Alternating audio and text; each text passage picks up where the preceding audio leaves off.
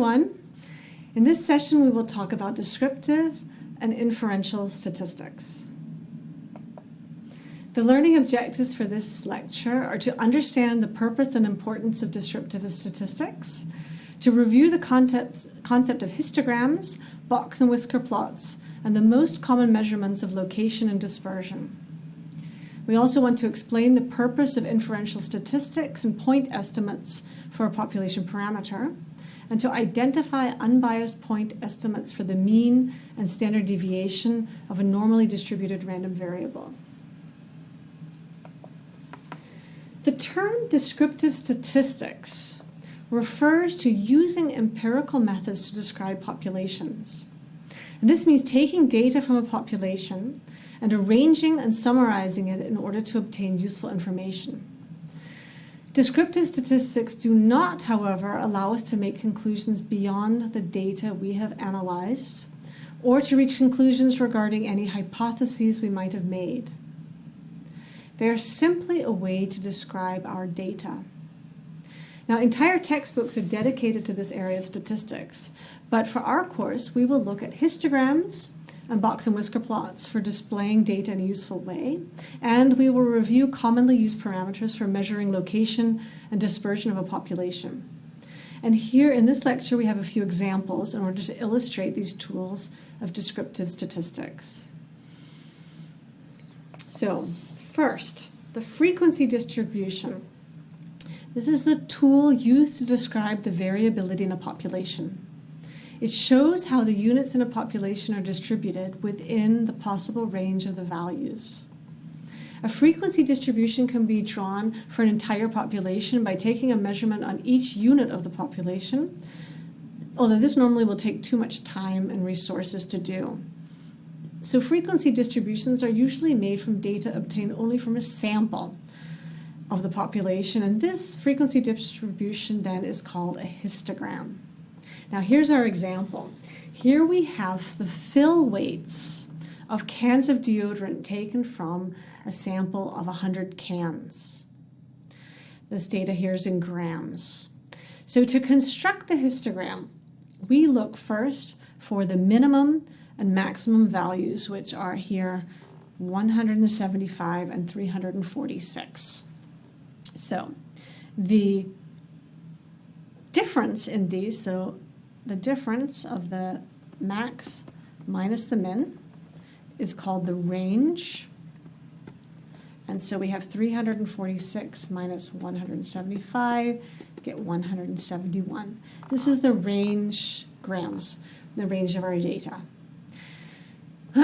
We then divide this range into a convenient number of intervals. Those are also called bins.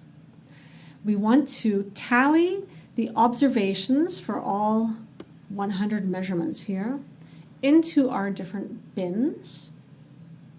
And the tally will give us the frequency distribution of the data in the number of values falling into each bin. We then will calculate the percentage frequency distribution by calculating the percentage of the data falling in each bin out of the total number of values in the sample. And here we have the resulting diagram. So we have a range that encompasses from 160 to 360.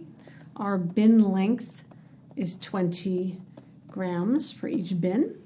And then we have performed a tally to count the number of values that fall within each bin and divided each by 100 to get the percentage frequency distribution. Now, looking at this data, we can learn quite a bit about our population by studying the histogram. The histogram can give us an idea as to where on the x-axis, which central point the population is distributed. So here we would say roughly around 270. It gives us an idea of the variation of the data. And if we had values such as a upper and lower specification limit, we could answer questions such as, are all the measurements in the population falling within specifications? Or is the variability within an acceptable level? And furthermore, The histogram can point to directions for solving any problems that may exist or for moving forward in a quality improvement program. And so here we have another example. Here we have a manufacturer of thermostats using toasters and ovens was expecting considerable returns from customers because of thermostats failing in calibration tests. So thermostats used in toasters and ovens. Now, how many of you have had experience with thermostat manufacturing?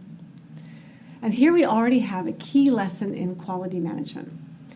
You, as a quality engineer or quality manager, need to understand the need for bringing together a team for solving quality problems. You can still work with the information you have or you get from the team to help guide the quality improvement program. So let's see what our team gives us. The failures were traced to a width of a small keyway on a tiny shaft on the thermostat. So I don't know what this looks like. I've never worked with a thermostat before, but I have a small shaft. It has a width, a small keyway here. This is called a dog width. And we understand from our extras that the failures were traced to this width of the dog width.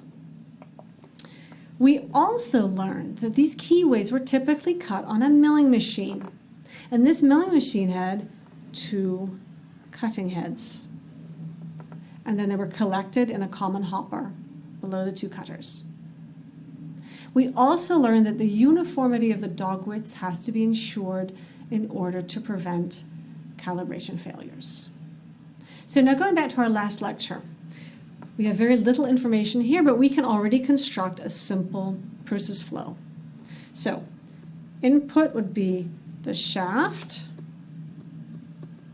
or the uncut, we should call it, the uncut shaft, into a milling machine, which we know has 2 cutting heads, comes out and goes into a storage hopper, and then moves on to the next stage. Now, to solve this problem, a sample of 100 shafts, so n equals 100, was taken from the hopper of one of the milling machines. And the widths were measured and plotted on a histogram. So here's our histogram. What do we see? First of all, we have the keyway width, the dog width here.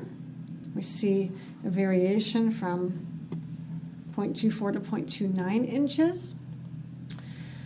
This is our random variable. We have the frequency of the widths contained. We've developed bins of a certain small width, and the frequency of each width occurring within a certain bin is plotted here on the y-axis. Now, this is not a model. This is the empirical measured data from our experiment of 100 shafts. The upper, lower, and lower specification limits are also specified here. And we can see that already at least half of our key widths are out of specification. They're above the upper spec limit. Now, can you see anything else in this graph? Can you already see what might be the problem based on the information we had from our expert team? If I draw this in here,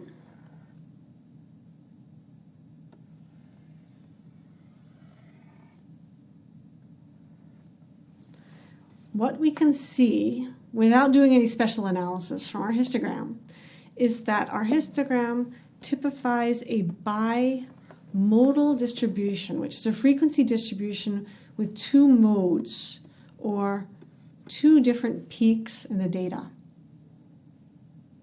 And this indicates that there are 2 different distributions mixed together in this population, one which is within the specification and one which is almost outside. Now, from this information, we could guess that the difference in the 2 distributions might have been caused by the difference in the way that the two cutting heads in the milling machine were cutting the keyways. Now, referring to our last lecture, we would then construct a sampling plan. We know what we want to measure. We want to measure the key widths. And here we would plan to do a stratified sampling where we would select products from both of the different cutting heads because we suspect that there's a difference there. And in fact, 50 shafts were taken separately from each of the two cutting heads. Separate histograms were drawn, and it was easy to see that one of those cutters was producing keyways within the specifications, and the other was producing keyways which were not within the specifications. And once that's clear from the data, then the technician can go and find out what is the difference. And in this case, the difference was found, the faulty cutter was adjusted, and after the adjustment, there were no more thermostat calibration fails at the customer. Okay, so another graph of data that provides very useful information in addition to our histogram is the cumulative frequency distribution. So here again we look at our histogram. Now this we're back to our fill weights example. This is the deodorant fill weights in grams. 100 fill weights, and remember we saw that data was centered around 270 grams. We can look again at this information and this time plot it as the cumulative frequency distribution. So we have the same fill weight data on the x-axis, but here we have instead of the frequency distribution for each individual bin, we accumulate this from smallest to largest. So what does this tell us? Well, for example, if we look here, we're at about 40%. What this means is that about 40% of our fill weights in the sample that we have are less than or equal to 260 grams. And of course, it makes sense that from all of our data, we have 100% of our data is less than or equal to 360 grams.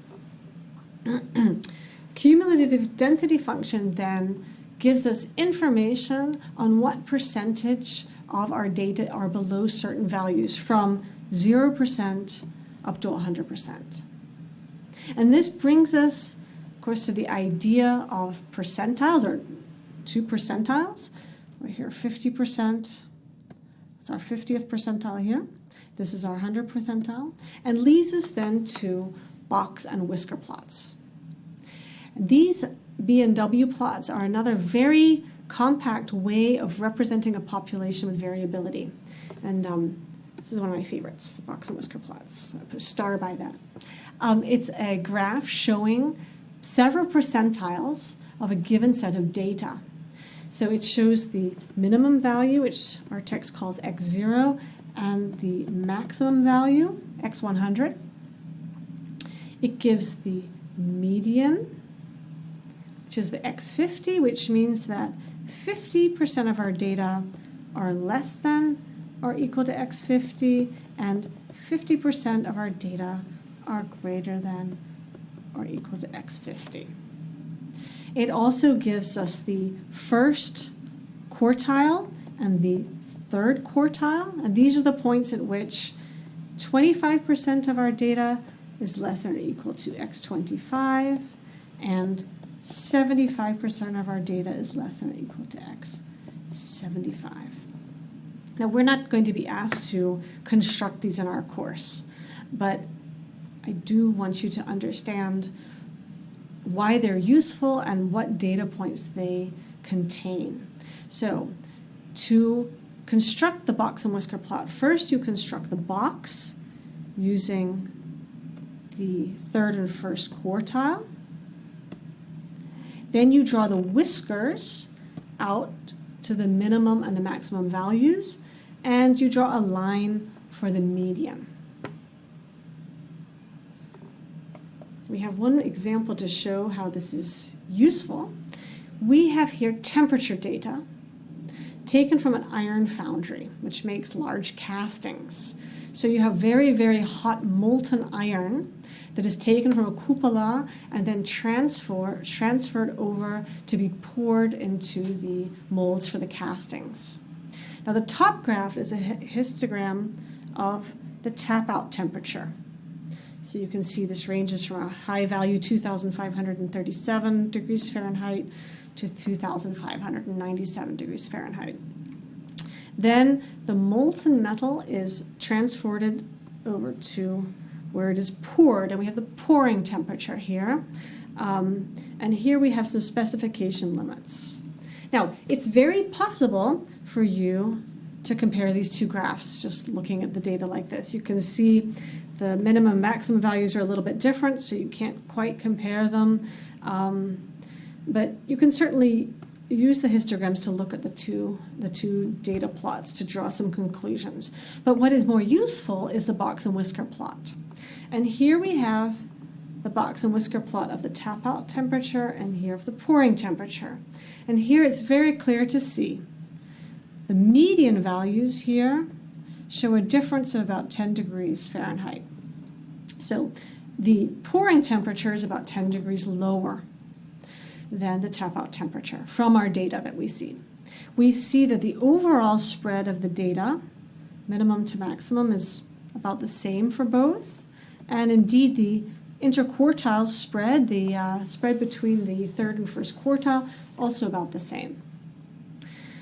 Now, we can also see maybe more easily here that the median for the pouring temperature, it's roughly in the middle of our distribution. We have this little outlier here, but very low. Whereas here, the median, there's a fatter tail on the side. So the median then is lying closer to one of the ends of the distribution. So hopefully this gives you then an idea of how effective a box and whisker plot, because we have these in some of our examples. So just to close this, the other important tools of descriptive statistics are the calculated parameters to measure location and dispersion. The important measures of location are the average, the median, and the mode, where of course the average is the center point of the distribution around which the data is distributed. The median is the 50th percentile, or x50, as we just looked at. And the mode is the value that occurs in the data with the most frequency. So to measure dispersion, we've already talked about standard deviation. This is the variability about the center point, about the average. The range is the difference in the largest and the smallest value. So these we've definitely seen before, and we'll, of course, use them again. This completes, then, the descriptive statistics that we'll use in this course. By taking data from a population, we can calculate characteristics of that population using the data available, and we can arrange and display the data in order to obtain useful information. So now we will move on to inferential statistics, where we will use the measured data to infer characteristics about the population and draw conclusions based on sample measurements.